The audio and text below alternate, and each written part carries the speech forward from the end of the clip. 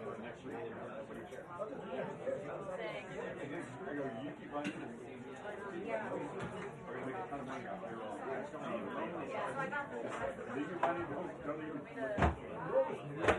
I can see how it feels. I can go get it if it's messed up. That's exactly right. That's one of the whole media thing.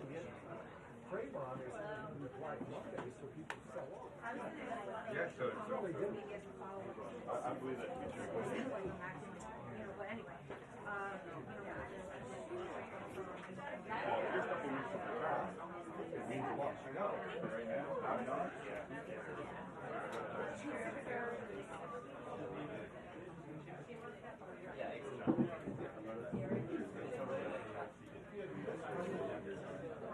Of course.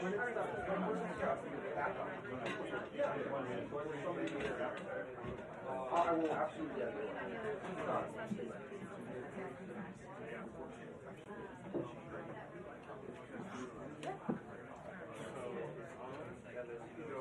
Go back.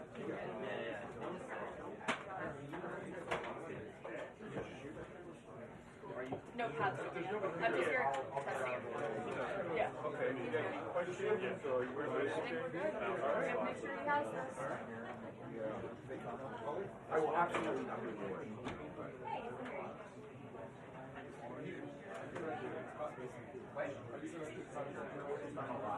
Is anyone else?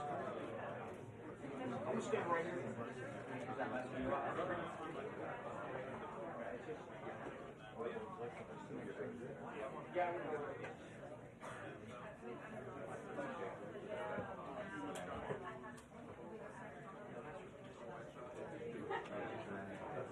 Would it be better for you if I just stand there?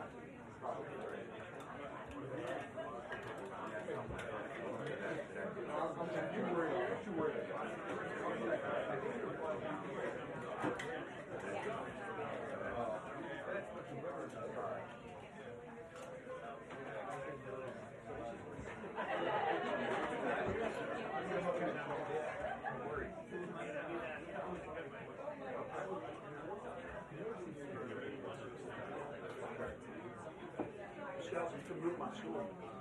Is that yours? The blue one.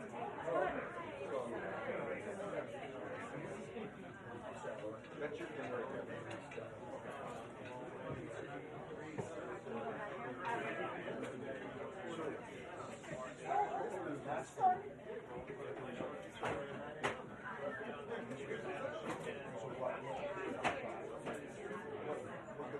Well, I think actually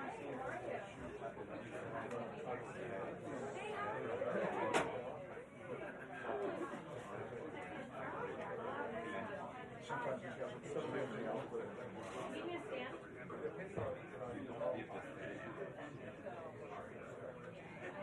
You want me on the ladder?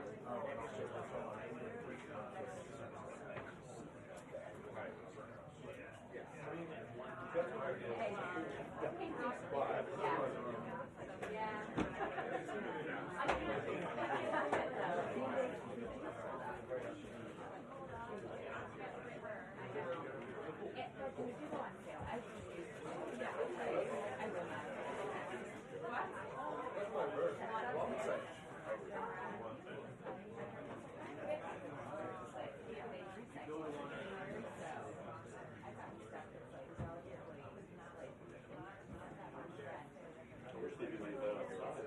It's kind of cool, but like, it's doable. It's a really hard. No, thank you. Is that a bad idea? Every day?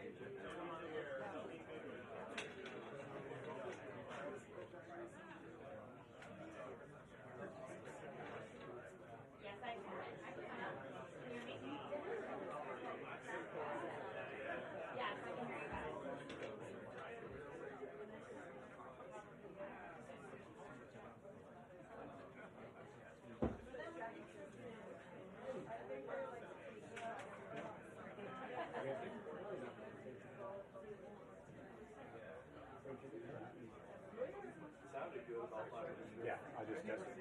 I'm sitting right there. So as soon as she gets on stage, you get to go from it.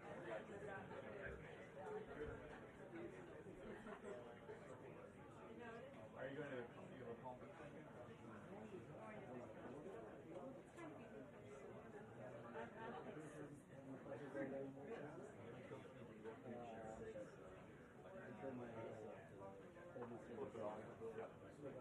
Yes, yeah. Oh, yeah.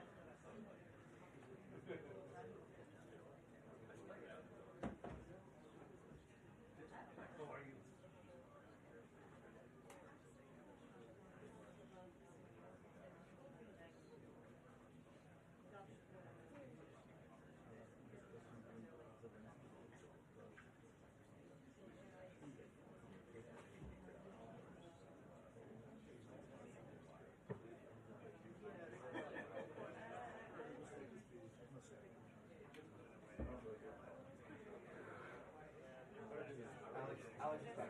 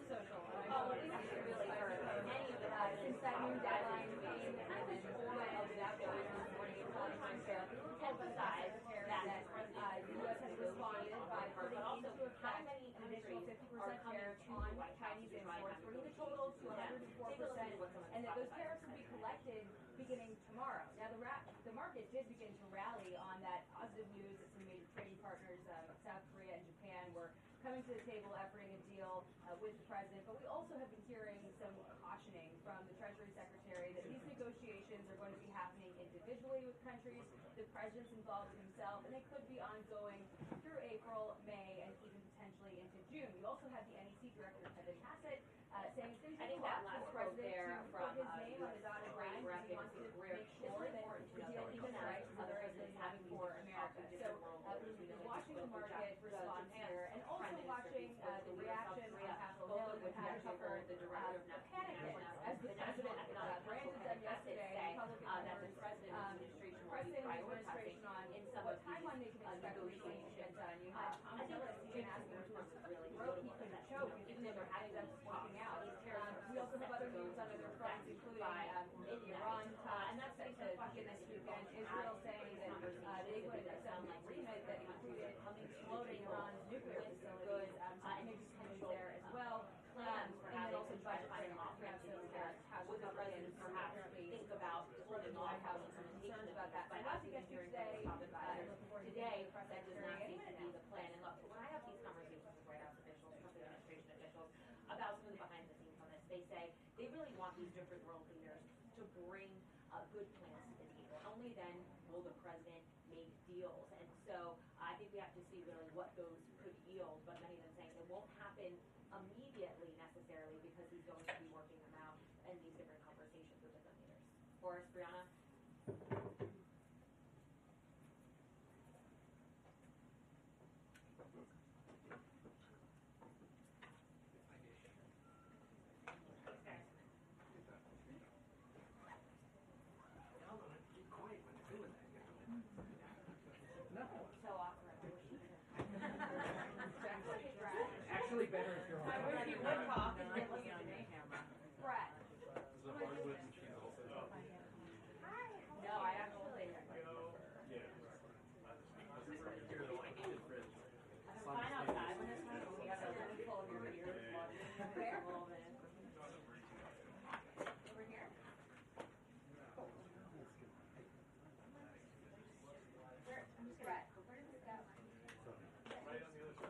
On the post.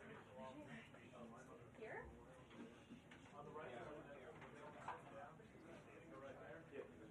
Yeah, down here. Thank you.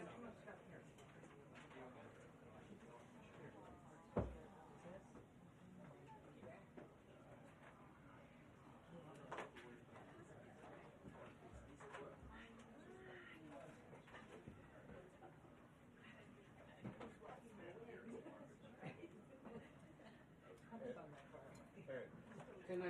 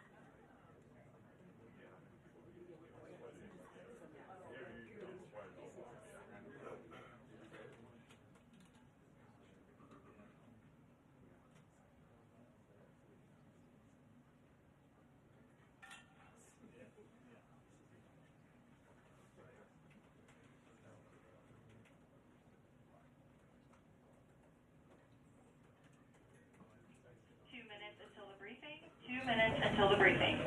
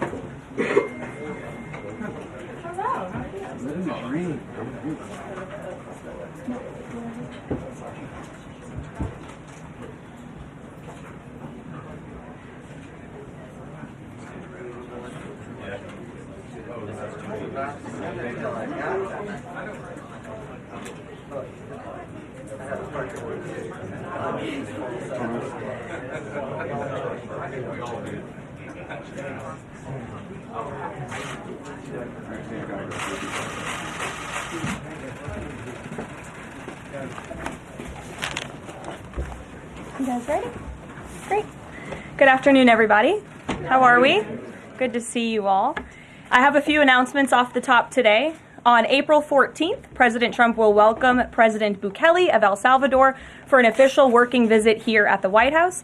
They will discuss El Salvador's partnership on using their Supermax prison for Tren de Aragua and MS-13 gang members and how El Salvador's cooperation with the United States has become a model for others to work with this administration. On April 17th, President Trump will welcome Prime Minister Giorgia Meloni of Italy for an official working visit at the White House as well. The president's thoughts also remain with the families and communities experiencing devastating loss from the severe storms and flooding affected several states across the central U.S. President Trump approved emergency declarations for Arkansas, Kentucky, and Tennessee, allowing FEMA to provide federal assistance like equipment and resources to support state and local emergency response officials who are leading this response on the ground. Last night, the Supreme Court delivered a massive legal victory to the Trump administration and allowed us to continue removing foreign terrorist invaders under the Alien Enemies Act. This was a smackdown to a rogue left-wing, low-level district court judge who have relentlessly tried to stop President Trump from using his core constitutional powers as head of the executive branch and as commander-in-chief. The highest court in the land made it clear that the President of the United States has the power to protect our homeland and forcibly remove foreign terrorists who pose a grave threat to families and communities. Thank you to the Supreme Court for upholding the rule of law and protecting the Constitution.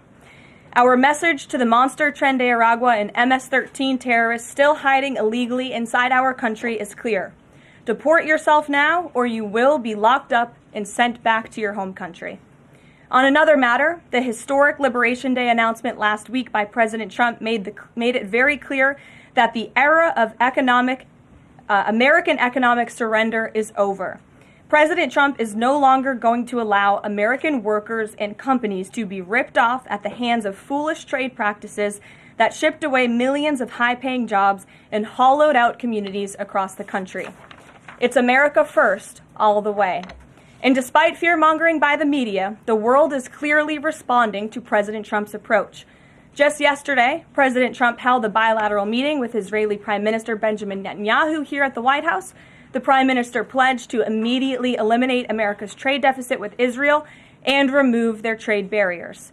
Israel's proactive approach should serve as a model for the rest of the world. Also yesterday, the President spoke with Japan's Prime Minister, who wants to negotiate as well. The President also spoke to the acting President of South Korea this morning. He has tasked Secretary Bessent and U.S. Trade Representative Jameson Greer to lead these talks. In total, since the Liberation Day announcement, nearly 70 countries have already reached out to the president to begin a negotiation.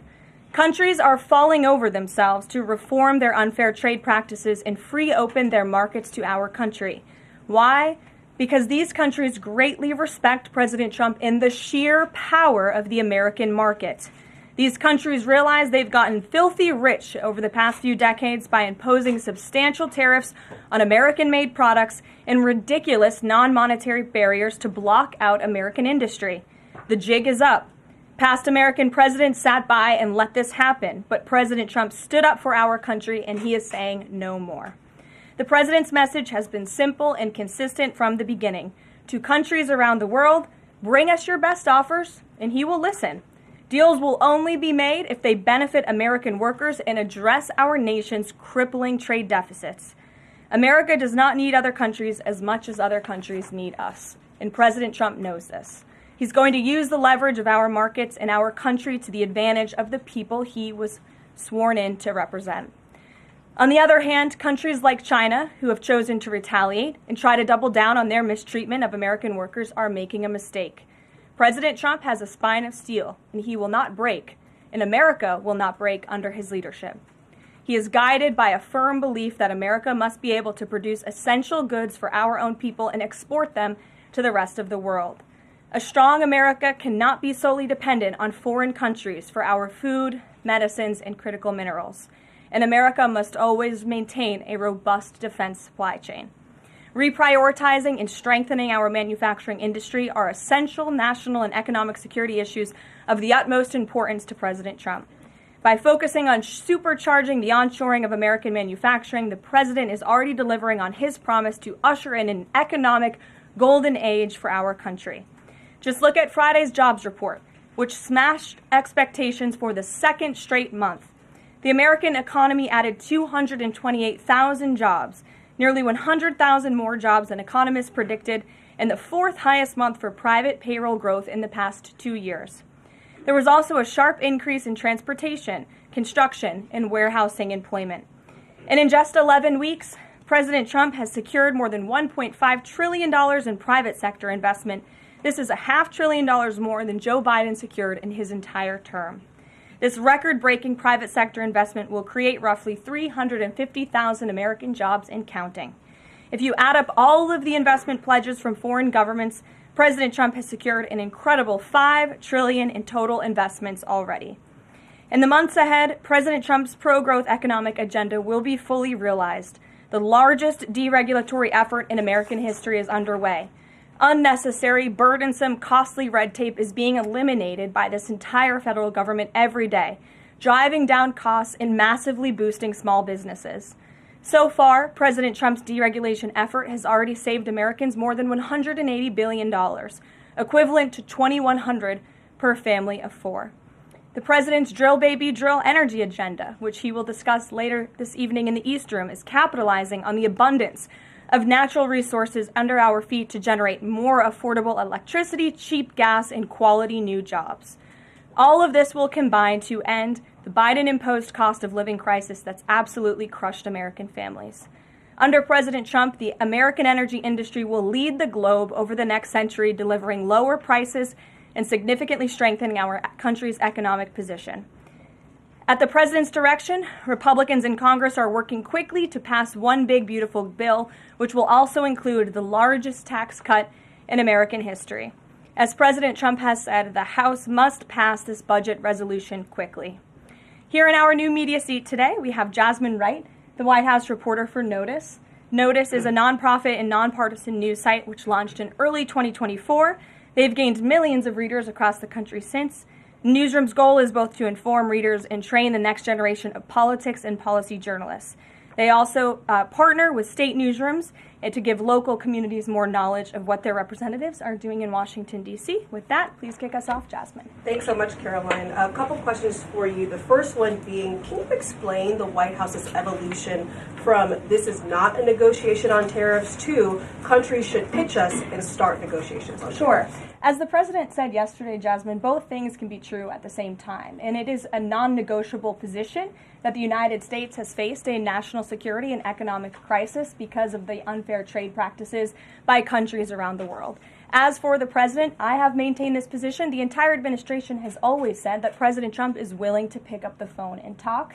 And the president met with his trade team this morning, and he directed them to have tailor-made trade deals with each and every country that calls up this administration to strike a deal and listen. And each and every one of these trade deals should be tailored and unique based on that country's markets, based on that country's exports, the imports here in the United States of America. What makes the most sense for the American worker and for our industry? The president is focused on putting America first. So was the evolution not factored in or determined by kind of the tumult in the stock market? Was that not a part of the consideration to start making these negotiations and deals? Again, I would reject that there was an evolution. On day one, we had said that the president will always pick up the phone for other nations and other companies that call this administration. The president always has a listening ear, and it's a non-negotiable fact that America has faced a national security and economic crisis for many decades, and President Trump is just the first to address this. And then my last question, how will negotiations change how much revenue the White House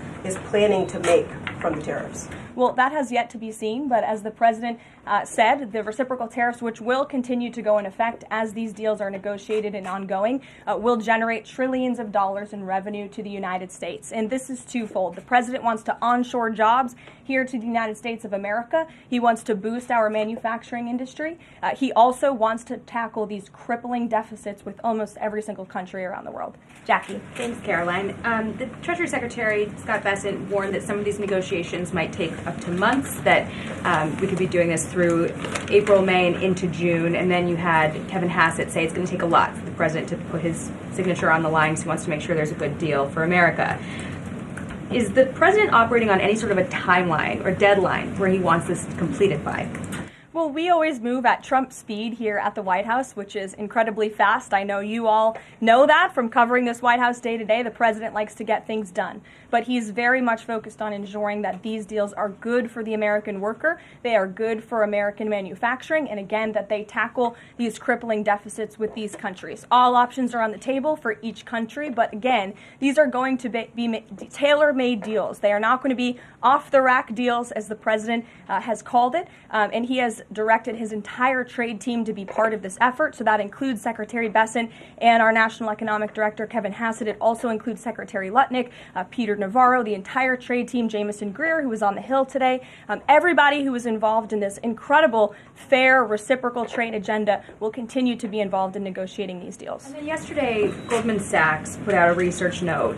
It put the odds of a recession at 45% within the next 12 months, up from 35%. But Peter Navarro guaranteed last night no recession. Does the president agree with him on that? I know that the president in the past has been leery of making definitive statements on that. I can speak for the president, and I can speak for the optimism that he sees in our economy every day. Again, when you talk about the massive deregulatory efforts that are happening across the board, when you talk about how oil prices are down, gas prices are down, egg prices are down, we're cutting costs for the American worker, for the American consumer. We also see trillions of dollars of investments pouring into this country every day, and we're working hard now on the tariff side of the president's economic agenda. But don't forget, the next side of this is tax cuts, and we're counting on Capitol Hill to get those done, the largest tax cuts in history.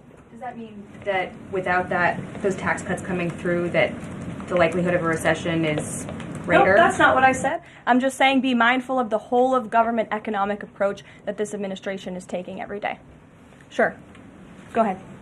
Thank you, Caroline. You just said that one of the reasons these tariffs are going into effect is that some countries have been ripping off the United States, but some of the tariffs target countries like Madagascar, Bangladesh, with very high levels of poverty. So can you explain how the president wants to correct the deficit with those countries? Is there a plan, for example, to onshore the textile industry that these countries are known because, and, just like, can you be specific about those like low income? Sure. Well, first of all, the reciprocal tariff rates that were implemented by country were focused on the monetary tariff that those countries have imposed on the United States, but also the non-monetary tariff barriers and the regulations, if you will, that have been put into effect over the years, making it harder for America to export to these countries. These were very carefully crafted numbers. There was also a 10% baseline tariff across the board, as well, as you know. Moving forward, the president will talk to any country that picks up the phone to call, and I can tell you the phones have been ringing off the hook, wanting to talk to this administration, this president, and his trade team to try to strike a deal. And it's because the world knows that they need the United States of America. They need our markets. They need our consumer. The president has a lot of leverage on his side because he has the best economy and the best country in the world that he leads, and he knows that. And it's about dang time we finally have a president who uses that economic leverage to benefit American workers. And that's what the president is trying to do. Maggie. Caroline, thanks. Does the president endorse something that Howard Lutnick said on television this weekend, which was that the army of millions and millions of human beings screwing in little screws to make iPhones, that kind of thing is going to be moving to the U.S.? Is that how the president envisions manufacturing shifting? And if so, how long would that take, roughly? The president wants to increase manufacturing jobs here in the United States of America, but he's also looking at advanced technologies. He's also looking at AI and emerging fields that are growing around the world that the United States needs to be a leader in as well. So there's an array of diverse jobs, more traditional manufacturing jobs, as you discussed, but also jobs in advanced technologies. The president is looking at all of those. He wants them to come back home. But iPhones specifically, is that something that he thinks is the kind of technology that can move to the U.S.? Absolutely. He believes we have the labor, we have the workforce, we have the resources to do it. And as you know, Apple has invested $500 billion here in the United States. So if Apple didn't think the United States could do it, they probably wouldn't have put up that big chunk of change. Elena. Hi, Caroline. It's clear the president has gotten the world's attention with these tariffs. Is he considering at all potentially holding off on imposing some of them before the deadline, or maybe later reversing them because he's having these negotiations and having these good talks with other leaders? The president was asked and answered this yesterday. He said he's not considering an extension or a delay. I spoke to him before this briefing. That was not his mindset. He expects that these tariffs are going to go into effect. And you said something very important, Elena, in your question. You said the president has captivated the attention of the world. Absolutely he has. And it's about time we have a president in the Oval Office who is putting the world on notice and is putting the American people first, and again, is using the leverage of the United States to negotiate good trade deals. Just a quick follow-up. Sure. There's been some public sparring between Elon Musk and the president's trade advisor, Peter Navarro, on some of these tariffs. Musk actually referred to Navarro today as being, quote, dumber than a sack of bricks.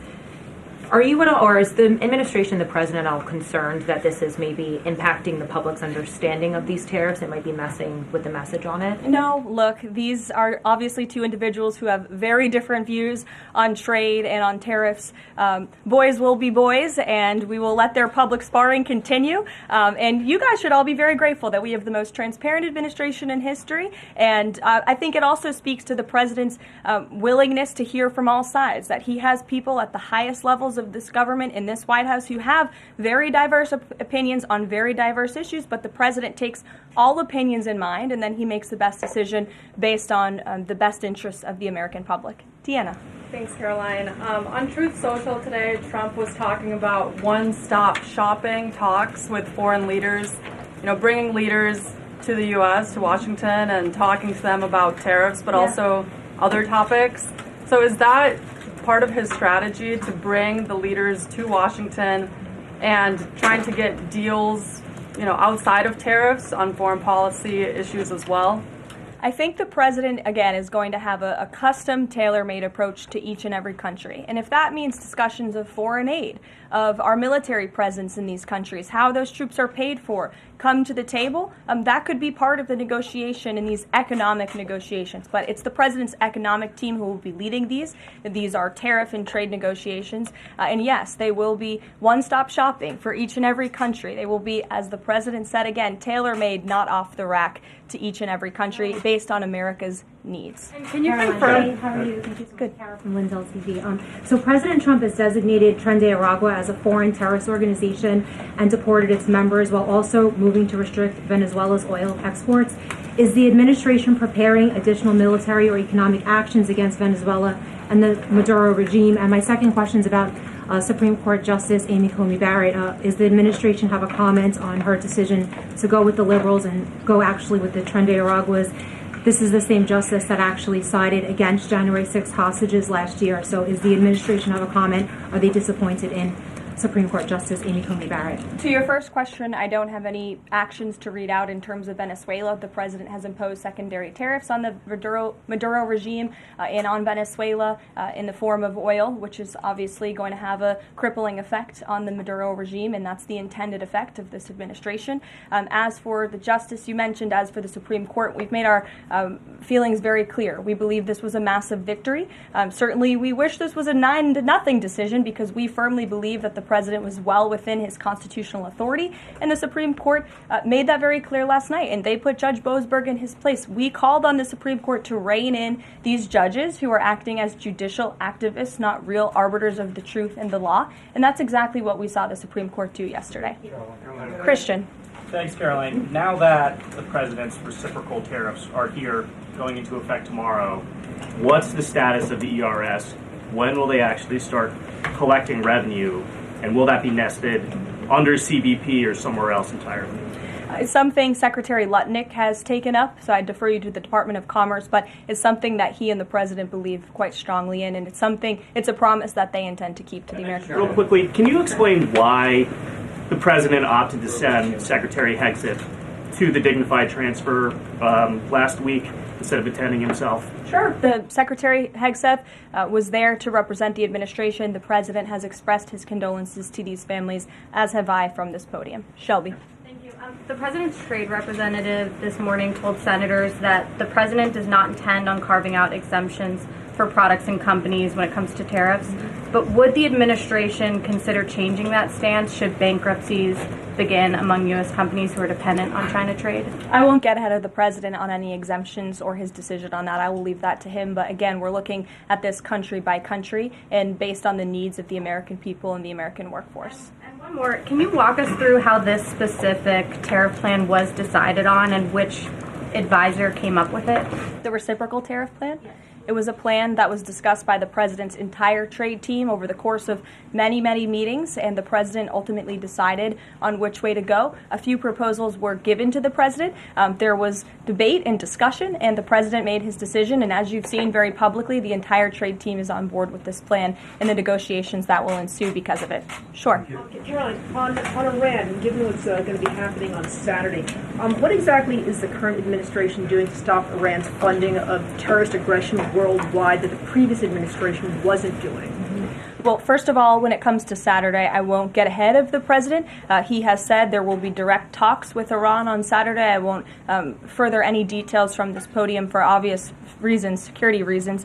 It will, provide an update as we always have. However, when it comes to Iran, the president has reimposed crippling sanctions on the Iranian regime, and he's made it very clear to Iran they have a choice to make.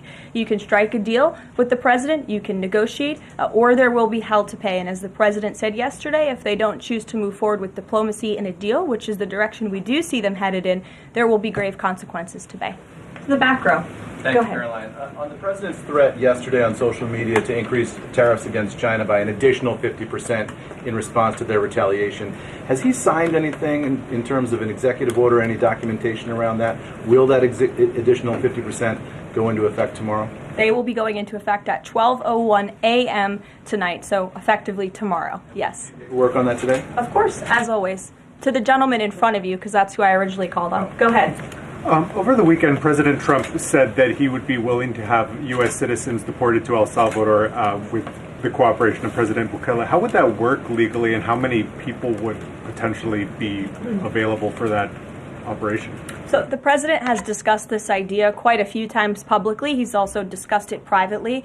You're referring to the president's idea for American citizens to potentially be deported. These would be heinous, violent criminals who have broken our nation's laws repeatedly. And these are violent, repeat offenders in American streets. The president has said, if it's legal, right? If there is a legal pathway to do that, he's not sure. We are not sure if there is. It's an idea that he has simply floated and has discussed very publicly as in the effort of transparency. Reagan. Thank you, Caroline. There's been more reporting coming out now about President Biden's decline while in the White House. Is the White House considering releasing the audio of Biden's interview with Special Counsel Robert Hur to the public, which the former president had previously blocked? I don't have an update on that, but I can certainly check. I think the American people would be quite interested to hear that tape, but I'll double check on the release of it. Thank you. Michael.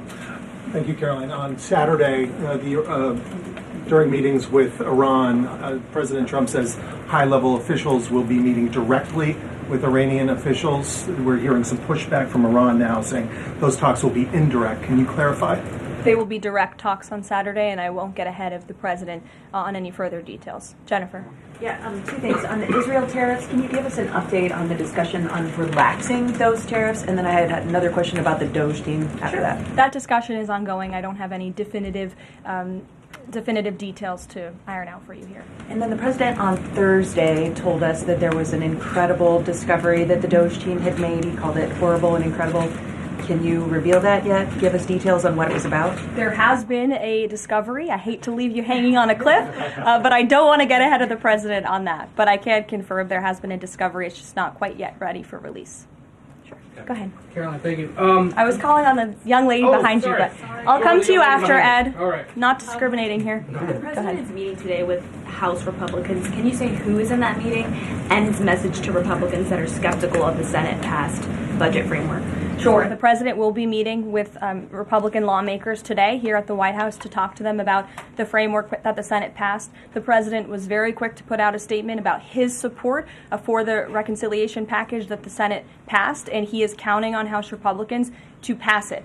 The Republicans received an overwhelming mandate from the American public to govern. We have an extraordinary opportunity. There are key promises that the president made to the American people in this bill: tax cuts, securing the border, deregulation, unleashing the might of American energy. These are good things for the American people. The president wants to see this get done, and that's why he's engaging with lawmakers today. Just a quick follow-up on tariffs. Kevin Hassett said today that the administration is prioritizing talks with Japan and South Korea, other trading partners. Are there other countries on that list that you guys can name publicly that you're having serious discussions with? Sure. As you have heard from various administration officials, myself included, there have been nearly 70 countries that have reached out to the administration last time I checked, but again, I hear the phones are ringing off the hook. There are foreign leaders who want to fly to Washington tonight and get on a plane to negotiate with this country, which shows you the leverage that the president is using. It shows you the rest of the world needs the United States of America to do business with.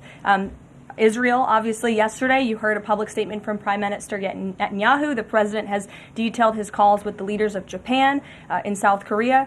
We are going to prioritize our allies and our partners around the world first when it comes to these negotiations, and the trade team will be divvying them up again to make tailor-made trade deals around the world. Ed, go ahead. As promised. Yes, thank you. You mentioned the 70 countries or so.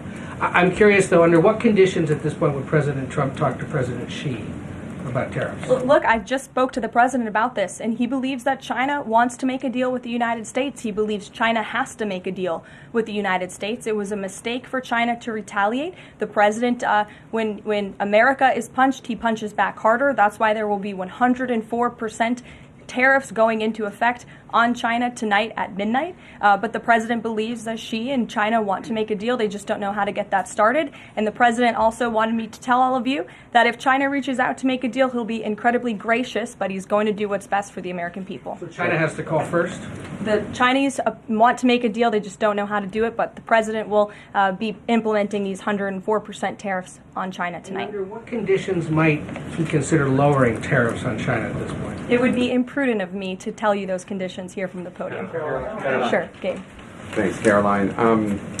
With regards to the Supreme Court ruling on the Alien Enemies Act, you're right, it was a win for the administration, but the justices also said that deportees are entitled to due process. Does the administration agree with that? That's not quite true, Gabe. They said that they are entitled to a habeas petition, and we are going to continue to comply with the law, and we are wholly confident that every single person that has been deported under the Alien Enemies Act, every person that will continue to be deported under the Alien Enemies Act qualifies for that deportation. NBC News is reporting that the administration is considering drone strikes on drug cartels in Mexico. We're citing several officials. This morning, Mexico's president was asked about that, and she said that we reject any of those actions. Your response?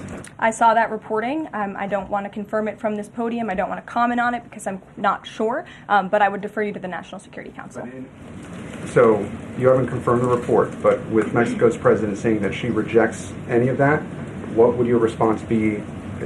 How is the relationship then between Mexico's president and the White House right now over targeting drug cartels? Well, first of all, the relationship between President Sheinbaum and President Trump is quite good, and I think both world leaders would tell you that. The president has been engaged directly with President Sheinbaum on a number of different topics, particularly when it comes to clamping down on the Mexican drug cartels, on clamping down on illegal immigration, human trafficking, drug trafficking through our southern border. She's taken significant steps towards doing that, but as for that specific report, again, I'm not going to comment. Caroline, Sure. Two questions on trade. First, as a part of these negotiations, is it possible for countries to lower their tariffs below that 10% bare minimum that's been set? Again, I'll leave that to the president to make those determinations, but I can tell you that 10% universal baseline will go into effect as these negotiations are ongoing. Got it. And then what is your thinking just as far as low labor cost countries? Like if you've got a country like Vietnam that wants to negotiate, but obviously they have some advantages in terms of trade, in terms of the people there are not paid as much as American citizens. What is kind of the thinking? Can they still achieve a good kind of trade outcome with the United States? Well, again, again, you're right to point out that different countries have different labor markets. They have different skills, if you will, different resources, and the president is going to take all of that into account. His team will take all of that into account when they're negotiating these deals. I do just want to point out one thing, that the president, everybody in Washington, whether they want to admit it or not, knows that this president is right when it comes to tariffs and when it comes to trade. In fact, Democrats have long said that the United States of America has been ripped off by the countries around the world. They just don't want to admit it now because it's President Trump who is saying that. In June of 1996, Nancy Pelosi spoke on the House floor. She urged her colleagues at the time to fight against the status quo trade policies that had contributed to America's trade deficit with China. In fact, Nancy Pelosi said, "How far does China have to go? How much more repression? How big a trade deficit? How many jobs have to be lost for the American workers?